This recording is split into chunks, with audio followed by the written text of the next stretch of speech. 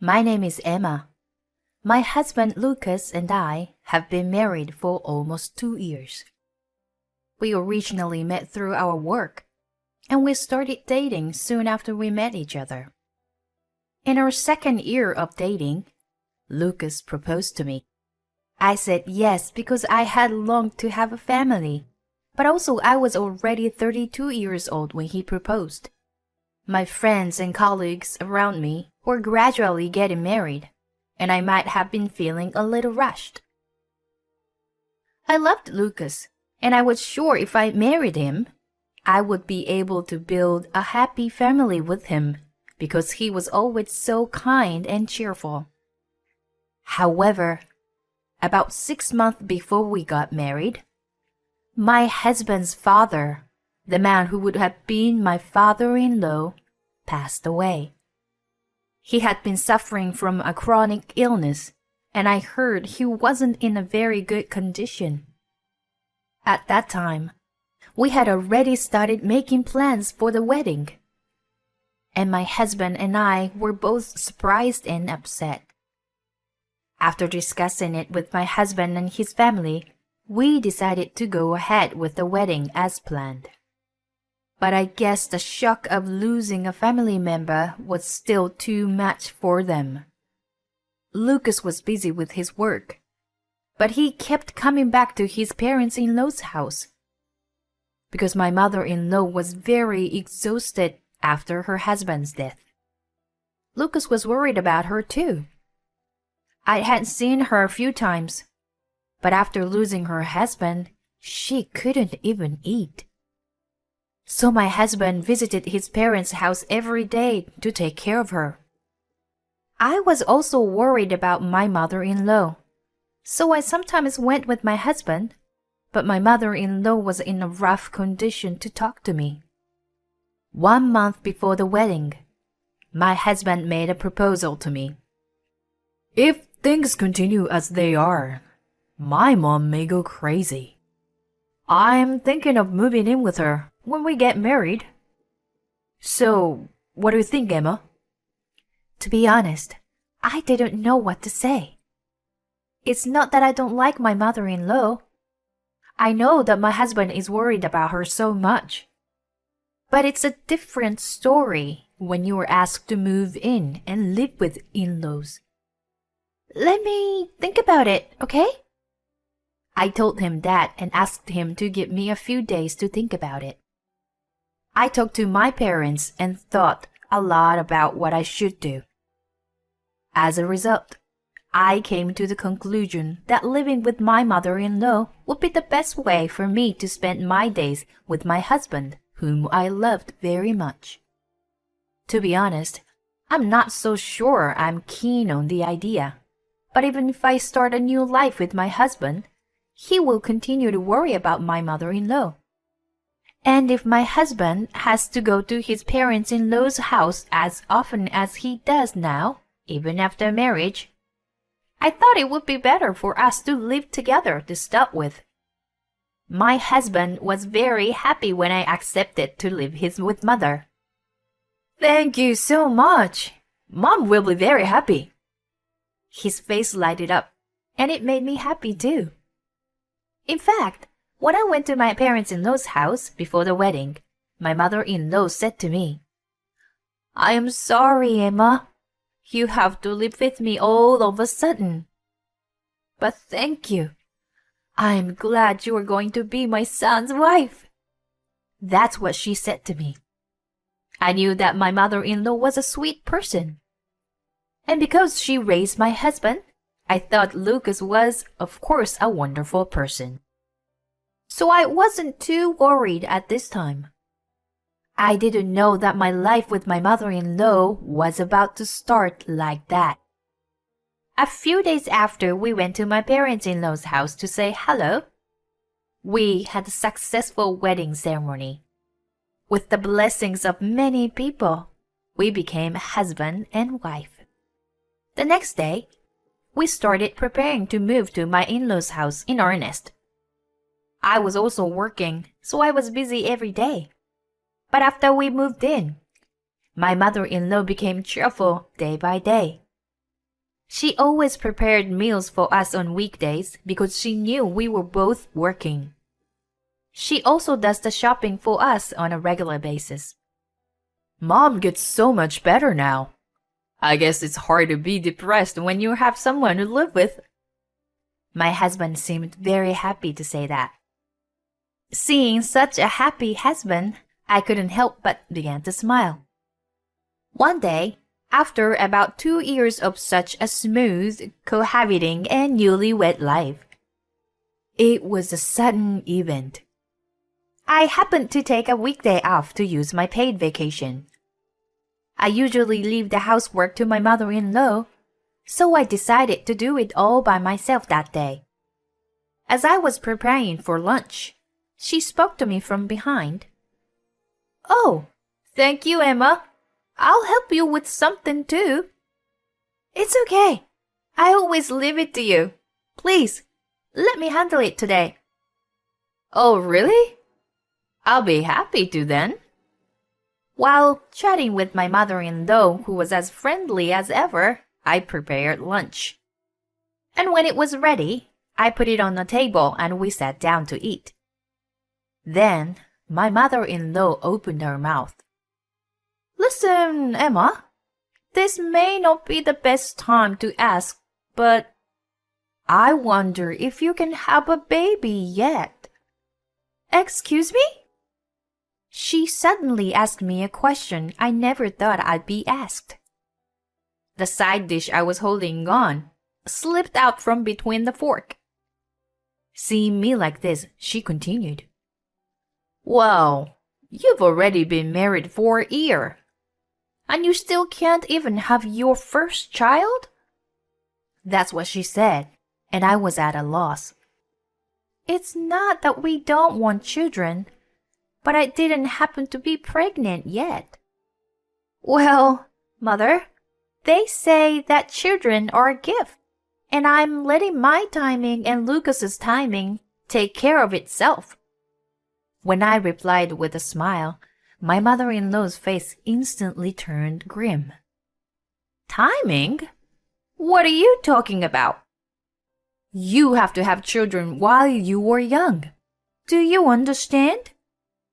You don't want to give birth to your child when you are older, do you?" Saying that, she put down her fork and stared at me. "It's not right that you can't conceive a single child after being married for a year and a half," she told me firmly. Maybe my mother-in-law does have a point. I've always had irregular cycles, and I never really paid much attention to it. My mother-in-law told me that maybe there was something wrong with me, and that's when I started to think about it. As a result, Lucas and I decided to go for a fertility test together during his next day off. I was very anxious inside during the test. It turned out that my body had a constitution that made it difficult for me to conceive a child. I was not sure what to do. But after consulting with Lucas, we decided to share this to my mother-in-law. "May I have a word with you?" After dinner, we decided to tell her the truth. "What do you want to talk about? What's wrong?" With my husband by her side, my mother-in-law remained in her usual gentle mood, and I didn't feel the pressure I felt the other day. But I couldn't start a conversation because I knew it wasn't a good news. Then my husband opened his mouth instead. "Mom, maybe we won't be able to have a baby until later. And in the worst case scenario, we may not be able to have a baby." Then my mother-in-law's eyes widened at my husband's words, and she said, "Wait a minute! What are you talking about? Are you kidding me?" "We've been tested, and it turns out that Emma is constitutionally incapable of conceiving a child." I continued to feel awkward. My mother-in-law was staring at me, and I could feel it even if I didn't want to. "Is it true Emma? My mother-in-law questioned me like that. And I replied, Yes, I'm sorry. That was all I could say that day. But the next day, my hell began. My mother-in-law, who had been so kind to me, started to ignore me. My husband used to be the first to eat breakfast, so I ate with my mother-in-law after him. But for some reason, my mother-in-law started eating alone. Please don't eat my food without my permission. There is no portion for you. That's what she told me when I tried to prepare my own portion. If I tried to make my own meal, my mother-in-law would say I was in the way. I couldn't talk back, so I ended up going to a deli and grabbed some sandwiches before going to work. One day, before going to bed, my husband said to me, Emma, I know you're busy, but could you please do your chores a little better? What? Don't let my mom do all the work. I know she does all the housework for you. Besides, my wardrobe is too messy lately, you know. Can you put my clothes and stuff more neatly? I never knew what that meant. I always do laundry for me and my husband, and I am the one who puts them in my husband's wardrobe. But every time I put it in there, I fold it neatly and put it in neatly. I even folded them yesterday, like I always do. But he never listened to me. Then look at it later. It's a mess. With that, he went to bed. I looked at his wardrobe and found it was a real mess, a complete change from when I put it away. What's this? Who would do such a thing? You don't even have to think about it. My mother-in-law is the one who is home alone all day. But I thought maybe it just happened to be messed up when my husband was taking it out. I decided to wait and see. So I decided to wait and see. But the next day, Lucas told me something I never thought I would hear. Emma, are you harassing my mom? What? What are you talking about? I was so confused because I had no idea what he was talking about. Don't play dumb with me. You broke her mug cup today, didn't you? Well, she dropped it herself. I didn't even touch it. It was the day my mother-in-law bought her favorite mug cup. I know that while I was hanging the laundry out to dry, I heard a rattling sound coming from inside the house, and my mother-in-law was lamenting about it. But for some reason, my husband didn't believe me. How come you did such a thing, knowing that the mug was her favorite? He blamed me. My husband didn't believe me, even though I repeatedly tell him that I didn't do it. On the contrary, he takes my mother-in-law's side without any proof, keeps accusing me of doing it. Why do you always believe what your mother says? I told you I didn't do it. And I didn't do anything to your wardrobe either. If anyone is going to make a mess, it's your mother.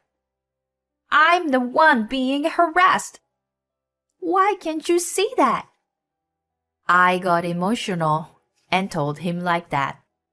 Then my husband's face turned red in anger. That's enough. How much more can you make my mother look bad? That's why he yelled at me. I froze on the spot because I never heard him say such a thing before. Then my husband sighed and said, Whatever. I'm disappointed in you. Go home to your parents for a while and cool off. Then he walked out of the room. Cool off? Me? I honestly didn't know what was going on. But it was true that I didn't want to be in this house any longer. I went back to my parents' house with some necessities. My parents were surprised that I suddenly came home. But when I told them about what happened, they said I didn't have to go back. The stress of being away from my parents-in-law's house was rapidly disappearing. I was commuting to work from my parents' house and was living a reasonably fulfilling life. About a month later, I got a text message from my husband. Emma, I know you want to come home. I will forgive you if you apologize to my mom. The moment I saw that email, I felt a surge of anger towards my husband and mother-in-law that I almost forgotten about. Why should I apologize? Why do I have to be the bad guy? Okay, I'm going home tomorrow. I texted him back. The next day, I went to my parents-in-law's house to take revenge on my husband and mother-in-law. After work, I went there for the first time in a month, and I pressed the intercom. My mother-in-law answered. My husband had not come home from work yet. As soon as she saw me, I'm so glad you finally came home, Mrs. Bad Wife. I wonder if you've reflected on what you did. She smiled at me as if she was looking down on me inside. I was taken to the living room, but as expected, my mother-in-law's ranting didn't stop until my husband returned. I heard you told Lucas that it was my fault. How could he believe that? You are just a stranger to us. You've been in the way from the beginning, you know. I wanted to yell at her, but I held it in until my husband came home. He came home a few minutes later. Emma, did you apologize to her? That was the first thing he said. No, I didn't. There's nothing to apologize for. When I said that, my mother-in-law and my husband stormed in on me. If that's the case, why did you come back? I was trying to get you to come back to live with us. I took a deep breath and said, Thank you for everything you have done for me. That's what I came here to say. My husband and my mother-in-law froze at these unimaginable words. And then I took the divorce papers out of my bag and held them out to my husband. I've had enough of playing family with you two. Let's go back to being strangers. When I said that, Lucas got angry with his face deep red. Of course, then. Let's do that right now. Then he got desperate, signed the divorce papers, and pushed them on me. That's enough. You get the hell out of my house, you trashy wife. You just harassed my mother so much. I laughed and laughed in response. What's so funny? I'm sorry. It's just so stupid. You still think you were right about your mother? Lucas was upset when I said that and said, What? Of course, she's right. And then I showed him a video. The screen was blacked out, but it was a recording of my mother-in-law's outburst at me. What the? My mother-in-law's face turned pale as she listened to it. Hey, what the hell is this? He asked to his mother, but I answered instead. I have heard a lot of abusive words from your mother. So I've been making a video whenever I am alone with her, ever since I had the idea. Then, why didn't you show it to me earlier? And then this wouldn't have happened. I was so disappointed in Lucas who again blamed me for his own mistake. How funny! If I hadn't shown it to you, you wouldn't even have believed me, right? We're husband and wife, and you didn't intervene or try to solve the problem. You only took your mother's side. When I said this to him, he fell silent and turned his head down. By the way, I didn't do the wardrobe thing either. If you think I'm lying, go to the police and ask for fingerprints or whatever they do. I'm sure your mother's fingerprints are all over the place. When I said that, he huffed and said, Mom, please say she's lying. He confirmed it to her with a pale face. As expected, my mother-in-law was intimidated by the word police. She didn't deny what she has done so far. So, I'm going to say goodbye now. Bye. As I was about to leave, my husband came up behind me and said, Wait, Emma, I'm sorry. Please forgive me. He began to string together lines that I've only seen in a comic book.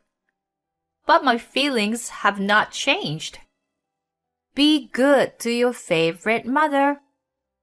With that, I left my parents-in-law's house. After that, my husband contacted me a lot for a while, but I ignored him completely. I even hired a lawyer. I sued my ex-husband and my mother-in-law for alimony, claiming emotional distress, but it wouldn't make any difference. I was able to get them to pay me a reasonable amount of money. I don't know what my ex-husband and mother-in-law are doing now, and I am not interested in that. I now rent an apartment near my parents' house, and I am living a much more fulfilling life than before. I realized that marriage is not something to be rushed into, and that you should get married only after you know your partner's family properly. From now on, I would like to make the most of my reflection and try to be a better judge of people.